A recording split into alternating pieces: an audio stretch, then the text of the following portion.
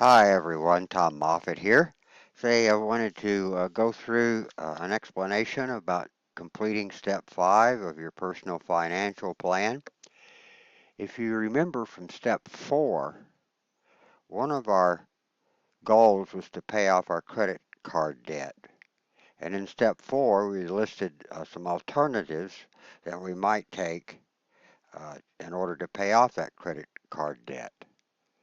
Well, in step 5, we choose which of those alternatives based on that step 4 analysis that we want to implement. Once you've done that, you've chosen which one you want to implement, you go to your step 5 setting personal financial goals worksheet. Looks like this. Okay. And you add that alternative to the step 5 action to be taken column. Once you've added that for each of your goals,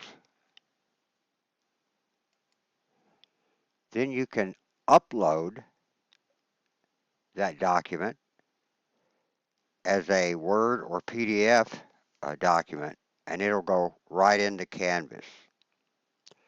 Well, if you have any questions about completing step 5, please let me know.